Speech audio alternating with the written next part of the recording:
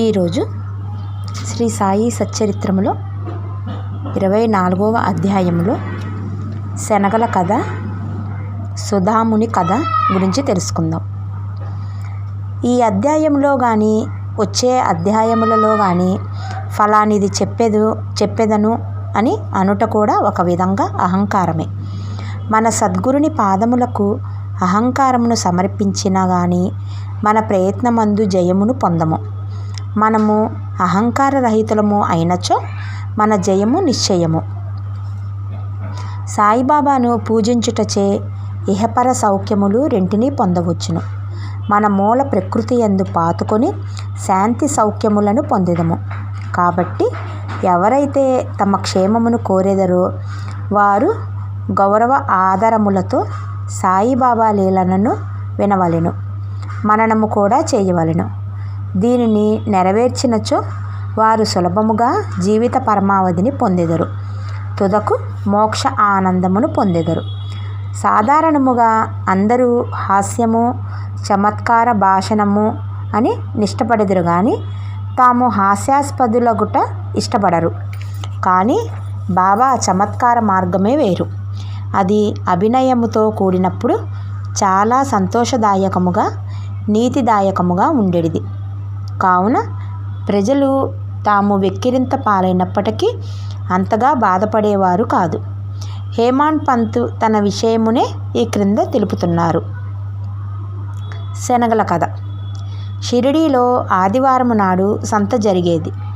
చుట్టుప్రక్కల పల్లెల నుండి ప్రజలు వచ్చి వీధులలో దుకాణములు వేసుకొని వారి సరుకులు అమ్ముచుండెడివారు.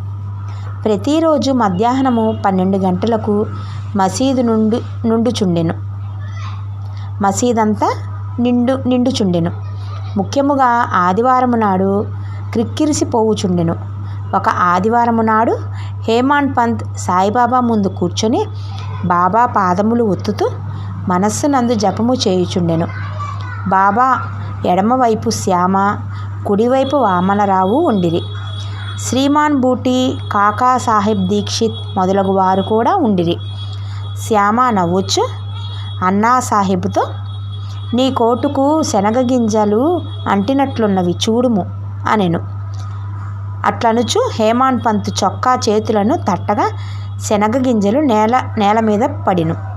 హేమాడ్ పంత్ తన చొక్కా ఎడమ చేతి ముందు భాగమును సాచెను. అందరికీ ఆశ్చర్యము కలుగునట్లు కొన్ని శనగ గింజలు కిందికి దొల్లుట ప్రారంభించెను. అక్కడున్నవారు వానిని ఏరుకొనిరి. ఈ సంఘటన హాస్యమునకు తావిచ్చెను. అక్కడున్న వారందరూ ఆశ్చర్యపడిరి. ఎవరికి తోచినట్లు వారు శనగలు చొక్కా చేతిలో నెట్లు ప్రవేశించి ఉండునో ఊహించన ఆరంభించిరి.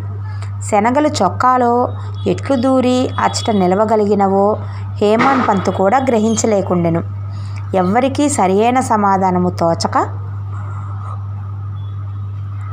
జవాబునివ్వనప్పుడు అందరూ ఈ అద్భుతమునకు ఆశ్చర్యపడుచుండగా బాబా అన్నాసాహెబ్కు తానొక్కడే తిను దుర్గణం ఒకటి కలదు. ఈనాడు సంత రోజు. శనగలు తినుచు ఇక్కడకు వచ్చినాడు. వాని నైజము నాకు తెలియను. ఈ శనగలే దానికి నిదర్శనము. ఈ విషయములో ఏమి ఆశ్చర్యమున్నది అని బాబా అన్నారు. దానికి హేమాడ్ పంత్, బాబా, నేనెప్పుడూ ఒంటరిగా తిని ఎరుగను. అయితే ఈ దుర్గుణమును నాపై నేల మోపెదవు. ఈనాటికి ఎన్నడూ షిరిడీలోని సంత నేను చూచి ఉండలేదు. ఈ దినము కూడా నేను సంతకు పోలేదు. అట్లయినచో నేను శనగలు ఎట్లు కొని ఉంటిని? నేను కొన్నప్పుడు నేనెట్లు తిని ఉందును? కొననప్పుడు నేనెట్లు తిని ఉందును? నా దగ్గర ఉన్న వారికి పెట్టకుండా నేనెప్పుడూ ఏమీ తిని ఎరగను. అప్పుడు బాబా, అవును, అది నిజమే. దగ్గరున్న వారికి ఇచ్చెదవు. ఎవరినూ దగ్గర లేనప్పుడు నీవు కానీ నేను కానీ ఏమి చేయగలము? కానీ నీవు తినుటకు ముందు నన్ను స్మరింతువా? నేనెల్లప్పుడూ నీ చెంతలేనా? నీవేదైనా తినుటకు ముందు నాకు అర్పించుచున్నావా? ఇందులోని నీతి. ఈ సంఘటనమున బాబా ఏమి చెప్పిరో జాగ్రత్తగా గమనించేదము. పంచేంద్రియముల కంటే ముందే మనస్సు, బుద్ధి, విషయ ఆనందము అనుభవించును. కనుక మొదలే భగవంతుణ్ణి స్మరించవలెను. ఇట్లు చేసినచో నీది కూడా ఒక విధముగా భగవంతునికి అర్పితమగును. విషయములను విడిచి పంచేంద్రియములుండలేవు కనుక ఆ విషయములను మొదట గురుని కర్పించినచో వాని అందు అభిమానము సహజముగా అదృశ్యమైపోవును. ఈ విధముగా కామము, క్రోధము, లోభము మొదలగు వాని గూర్చిన ఆలోచనలను మొట్టమొదట గురునికి అర్పించవలెను. ఈ అభ్యాసము ఆచరించినచో దేవుడు వృత్తులన్నీయు నిర్మూలనమగుటకు సహాయపడును. విషయములను అనుభవించు ముందు బాబా మన చెంతనే ఉన్నట్లు భావించినచో ఆ వస్తువును అనుభవించవచ్చునా లేదా అని ప్రశ్న ఏర్పడును. ఏది అనుభవించుటకు తగదో దానిని విడిచిపెట్టెదము. ఈ విధముగా మన దుర్గుణములన్నీ నిష్క్రమించును, మన శీలము చక్కబడును, గురువునందు ప్రేమ వృద్ధి పొందును, శుద్ధ జ్ఞానము మొలకెత్తును. ఈ జ్ఞానము వృద్ధి పొందినప్పుడు దేహబుద్ధి నశించి బుద్ధి చైతన్య గణమున లీనమగును. అప్పుడే మనకు ఆనందము, తృప్తి కలుగును. గురువునకు దేవునకు ఎవరు భేదము ఎంచెదరో వారు దైవమును ఎచ్చుటకు చూడలేరు. భేదములన్నింటినీ ప్రక్కకు తోసి గురువును దేవుణ్ణి ఒంటిగా భావించవలెను. ఈ ప్రకారము గురుని సేవించినచో భగవంతుడు నిశ్చయముగా ప్రీతి చెందెను. మన మనసులను స్వచ్ఛము చేసి ఆత్మ సాక్షాత్కారము ప్రసాదించును. క్లుప్తముగా చెప్పునదేమనగా మనము గురుణ్ణి స్మరించనిదే ఏ వస్తువును పంచేంద్రియములతో అనుభవించరాదు. మనస్సును ఈ విధముగా శిక్షించినచో మనమెల్లప్పుడూ బాబాను గుర్తుంచుకొనేదము. మనకు బాబా ధ్యానం ఎన్నో రెట్లు వృద్ధి పొందును. బాబా సగుణ స్వరూపము మన కండ్ల ఎదుట నిలుచును. అప్పుడు భక్తి, వైరాగ్యము, మోక్షము మన వశమగును. మన మనస్సునందు బాబాను ఎప్పుడైతే నిలపగలమో అప్పుడు మనము ఆకలిని, పిపాసను, సంసారమును మరిచెదము. ప్రపంచ సుఖములందు గల అభిలాష నశించి మన మనస్సులు శాంతిని, ఆనందమును పొందును. సుధాముని కథ. పై కథ చెప్పుచున్నప్పుడే హేమాడ్ పంత్ సుధాముని కథ జ్ఞప్తికి వచ్చెను. అందులో కూడా ఇదే నీతి ఉన్నది కనుక దానిని ఇక్కడ చెప్పుచున్నాను. శ్రీకృష్ణుడు, అతని అన్న బలరాముడు, మరి యొక్క సహపాఠి సుధాముడు అనువాడును ముగ్గురువగు సాందీపుని ఆశ్రయంలో నివసించుచుండిరి. శ్రీకృష్ణ బలరాములను అడవికి పోయి కట్టెలు తీసుకొని రమ్మని గురువు పంపెను. సాందపుని భార్య సుధాముని కూడా అదే పని మీద ముగ్గురి కొరకు శనగలిచ్చి పంపెను. కృష్ణుడు సుధాముని అడవిలో కలిసి, దాదా నీళ్లు కావలెను, నాకు దాహము వేయుచున్నది అనెను. అప్పుడు సుధాముడు, ఉత్త కడుపుతో నీరు త్రాగకూడదు కనుక కొంత తడవు ఆగుట మంచిది అనెను. కానీ తన వద్ద శనగలున్నవని కొంచెము తినుమని అనలేదు. శ్రీకృష్ణుడు అలసి ఉండుటచే సుధాముని తొడపై తల ఉంచి గుర్రు పెట్టుచూ నిద్రపోయెను. ఇది కనిపెట్టి సుధాముడు తన జేబులోని శనగలు తీసి తినుట ఆరంభించెను. హఠాత్తుగా శ్రీకృష్ణుడు ఇట్లనెను, దాదా ఏమి తినుచుంటివి? ఎక్కడి నుంచి ఈ శబ్దము వచ్చుచున్నది అంటే సుధాముడు ఇట్లా అన్నాడు, తినుటకేమున్నది, నేను చలితో వణుకుచున్నాను, నా పండ్లు కటకటమనుచున్నవి, విష్ణు సహస్రనామమును కూడా సరిగ్గా ఉచ్చరించలేకపోతున్నాను. ఇది విని సర్వజ్ఞుడగు శ్రీకృష్ణుడు ఇట్లానెను, నేనొక స్వప్నమును కంటిని. అందులో ఒకడింకొకరి వస్తువులను తినుచుండెను. ఏమి తినుచుంటివి అనగా, ఏమున్నది తినుటకు అన్నా అనెను. అనగా తినుటకేమియూ లేదని భావము. రెండవవాడు తదాస్తు అనెను. దాదా ఇది ఒక స్వప్నము, నాకివ్వకుండా నీవేమియూ తినవని నాకు తెలియను. స్వప్న ప్రభావముచే నీవేమి తినుచుంటివని అడిగితిని. శ్రీకృష్ణుడు సర్వజ్ఞుడని కానీ అతని లీలలు కానీ తెలిసి ఉన్నచో సుధాముడు ఇట్లా చేసి ఉండేవాడు కాదు. కాబట్టి అతను చేసిన దానిని తానే అనుభవింపవలసి వచ్చెను. శ్రీకృష్ణుడి ప్రియ స్నేహితుడైనప్పటికీ అతని ఉత్తరకాలమంతయు గర్భదారిద్ర్యముచే బాధపడవలసి వచ్చెను. కొన్నాళ్లకు భార్య కష్టము చేసి సంపాదించి ఇచ్చి పంపిన పిడికెడు అటుకులు సమర్పించగానే శ్రీకృష్ణుడు సంతసించి ఒక బంగారు పట్టణము అనుభవించుటకు ఇచ్చెను. ఎవరికైతే దగ్గరున్న వారికి ఇయ్యకుండా తినుట అలవాటుండునో వారు దీనిని జ్ఞప్తి అందించు కొనవలెను. శృతి కూడా దీనినే నొక్కి చెప్పుచున్నది. మొదట భగవంతునికి అర్పించి ఆ భుక్తశేషమునే మనము అనుభవించవలెను. బాబా కూడా దీనినే హాస్యరూపముగా యుక్తితో బోధించెను.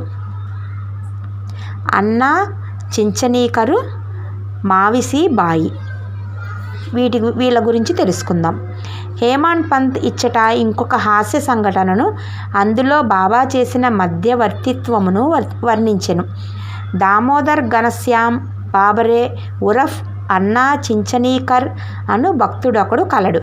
అతడు సరళుడు, మోటువాడు, ముక్కుసూటిగా మాట్లాడువాడు, ఎవ్వరినీ లక్ష్య పెట్టేవాడు కాదు.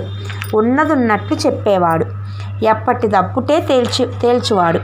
బయటకి కఠినముగా ఉండవలెను, హఠము చేయువాని వలెను గాన్పించినను వాడు మంచి హృదయము కలవాడు, నక్కజిత్తులవాడు కాదు. అందుచే బాబా వానిని ప్రేమించుచుండెను. అందరూ సేవ చేయునట్లే ఇతడు కూడా మధ్యాహ్నము బాబా ఎడమ చేతిని తోముతుండెను. కుడివైపైన ఒక ముసలి వితంతువు వేణుబాయి కౌజల్గి ఆమె కూడా పక్కన ఉండెను. ఆమెను బాబా అమ్మా అని పిలిచెడివారు. ఇతరులు మావిసీబాయిని కూడా పిలిచెడివారు. ఆమె కూడా బాబాను సేవించుచుండెను. ఈమెది స్వచ్ఛమైన హృదయము. ఆమె బాబా నడుమును, మొలను, వీపును తన 2 చేతుల వ్రేళ్ళు అల్లి దానితో నొక్కుచుండెను. ఆమె దీనిని అతి తీవ్రముగా చేయుచుండెను. బాబా వీపు, కడుపు కలిసిపోవునట్లు కాన్పించుచుండెను. ఇంకొక ప్రక్క అన్నా తోముతుండెను. మావిసీబాయి ముఖము క్రిందకు మీదగుండా చూచెను. ఒకసారి ఆమె ముఖము అన్నా ముఖమునకు చాలా దగ్గరగా పోయెను. హాస్యమాడు నైజము కలుగుటచే ఆమె, ఓహో, అన్నా చెడ్డవాడు, నన్ను ముద్దు పెట్టుకొనుటకు యత్నించుచున్నాడు. ఇంత ముసలివాడైనప్పటికీ నన్ను ముద్దు పెట్టుకొనుటకు సిగ్గులేదా అనెను. అన్నాకు కోపము వచ్చెను. చొక్కా చేతులు పైకెత్తి అతడు ఇట్లా అనెను, నేను ముసలివాడను, దుర్మార్గుడను అనుచున్నావా? నేను వెర్రివాడనా? నీవే కలహమునకు కాలు దువ్వుచున్నావు అని అన్నాడు. అక్కడున్న వారందరూ ఈ ముసలివాండ్ర కలహమును చూచి నవ్వుచుండిరి. బాబా ఇద్దరిని సమానంగా ప్రేమించువారు కనుక ఇద్దరినీ ఓదార్చవలనని తలచి ఈ క్రింది విధముగా నేర్పుతో సమాధానపరిచిరి. బాబా ప్రేమతో ఇట్లా అన్నారు, ఓ అన్నా, ఎందుకు అనవసరముగా గోల చేయుచున్నావు? తల్లిని ముద్దు పెట్టుకుననిచో దానిలో అనౌచిత్యమేమి అనెను. బాబా మాటలు విని ఇద్దరూ సంతుష్టి చెందిరి. అందరూ సరదాగా నవ్వుకొన్నారు.